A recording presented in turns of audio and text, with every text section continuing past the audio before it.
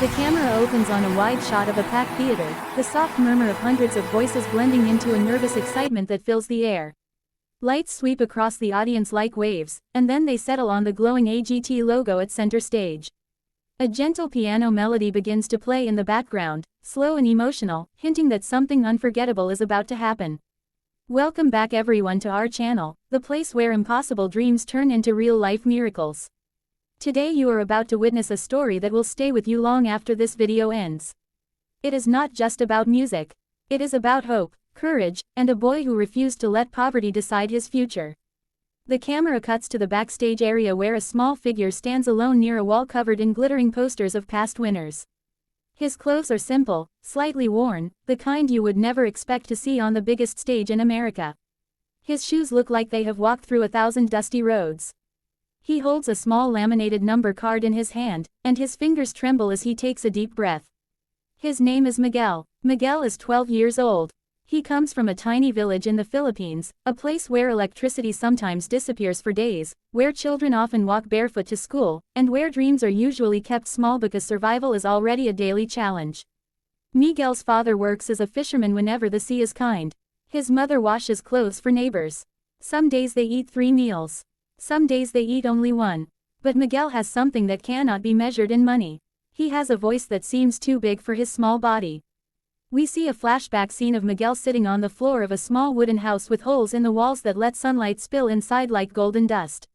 His family sits around him, listening as he sings into a broken microphone connected to a second-hand speaker that barely works. Outside, rain pours down in sheets, but inside that little house, everything feels warm and alive. His mother closes her eyes.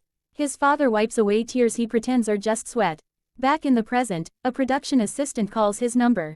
Miguel looks up, startled, like a deer hearing a sound in the forest. He stands, straightens his shirt, and whispers something under his breath. Maybe it is a prayer. Maybe it is a promise to himself. As he walks toward the stage entrance, the crowd noise grows louder. Each step feels heavier than the last. The curtains part, and suddenly he is standing under blinding lights, staring at 4 judges whose faces he has only ever seen on a cracked phone screen back home. The audience claps politely at first, the kind of applause given to every contestant, but there is curiosity in the air. A poor boy from a faraway country, alone on the biggest stage in the world. What could he possibly do to shock the judges? Miguel introduces himself in a soft voice. His accent is gentle, his English careful but sincere. He tells them he comes from the Philippines. Cowell leans forward, interested. One of the judges asks him about his family. Miguel explains simply that his parents work very hard but they do not have much. He smiles shyly and says that singing is the only time he forgets how hard life is. The audience grows quiet. This is no longer just another audition. It is a moment. Simon asks him why he came all this way. Miguel pauses, searching for the right words. Then he says that he wants to help his family, and he wants to show kids like him that they are not invisible. There is a hush in the room so deep you could hear a pin drop.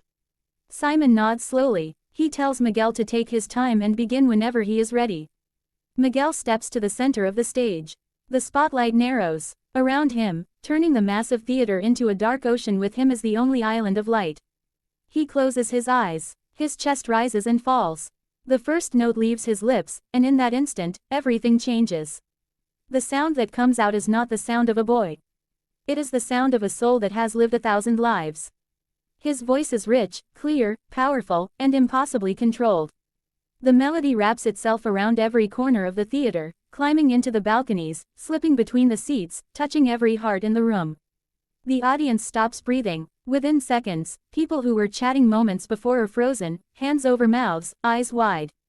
The judges exchange looks of disbelief. Cowell's usual tough expression melts into something softer, something almost childlike, as if he himself has become part of the audience instead of the judge. Miguel continues, hitting notes that seasoned professionals spend decades trying to master. His voice cracks at just the right places, not from weakness but from emotion, from a lifetime of singing through hunger, through rainstorms, through nights when the world felt too heavy for a boy to carry. We cut to shots of the audience. A woman in the front row is openly crying. A man beside her stares at the stage with his jaw hanging open. Somewhere in the crowd, a little girl grips her mother's hand, eyes shining as if she is watching a superhero. Back on stage, Miguel reaches the chorus. His voice swells, filling the space with a wave of sound so big it feels like it could lift the roof right off the building. The lights shift subtly, glowing warmer, as if even the technology wants to honor this moment. The judges are no longer judging.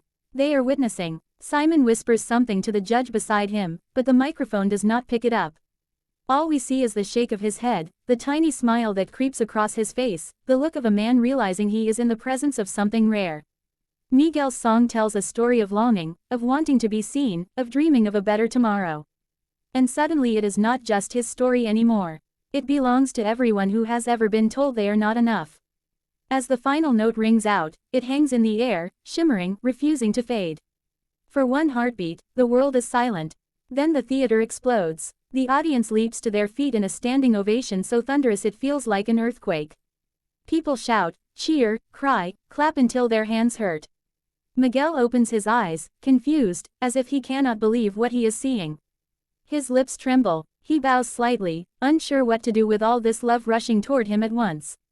The judges stand too. Simon Cowell, the man known for crushing dreams with a single sentence, is on his feet, clapping harder than anyone else. His eyes are glossy. He waits for the applause to die down, but it takes a long time. When he finally speaks, his voice is uncharacteristically soft. He tells Miguel that he has seen thousands of auditions, heard thousands of voices, but what just happened is something he will remember for the rest of his life. He says that Miguel did not just sing a song, he told a story that the world needed to hear. Another judge wipes away tears and tells Miguel that he is a miracle, that his talent is a gift not just to his family but to everyone who listens. Miguel tries to respond, but his voice breaks. He can only nod, tears streaming down his cheeks, the weight of the moment crashing over him like a wave. Then something incredible happens. One of the judges reaches for the golden buzzer. The crowd gasps as they realize what is about to come. Miguel looks confused, unaware of the tradition, unaware that this single button could change his life forever. The judge slams the buzzer. Golden confetti explodes from the ceiling, raining down on Miguel like a storm of light. He looks up in shock, eyes wide, mouth open, as the audience screams in pure joy. He raises his hands, trying to catch the falling gold, laughing and crying at the same time, as if he is trapped inside a dream he is afraid to wake from. The camera cuts backstage where his parents are watching on a small monitor. His mother collapses into his father's arms, sobbing uncontrollably. His father presses his face into her hair, whispering thank you over and over, not to the judges, not to the show, but to the universe itself. Back on stage, Miguel sinks to his knees, overwhelmed.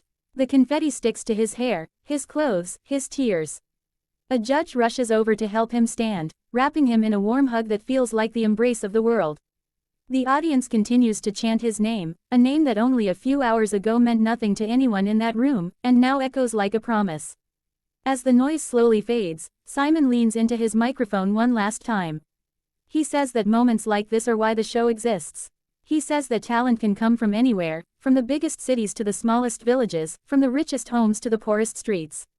He looks directly at Miguel and tells him that his life will never be the same. The camera pulls back, showing the entire theater, still glittering with gold, still vibrating with emotion. Miguel stands at the center, a small boy surrounded by a universe of possibility. And as the screen fades to black, one truth remains brighter than any spotlight. No matter where you come from, no matter how hard your life has been, your dream is never too big for you to chase. Because sometimes, a poor Filipino boy does the impossible, and the whole world stands in shock and silence, finally ready to listen.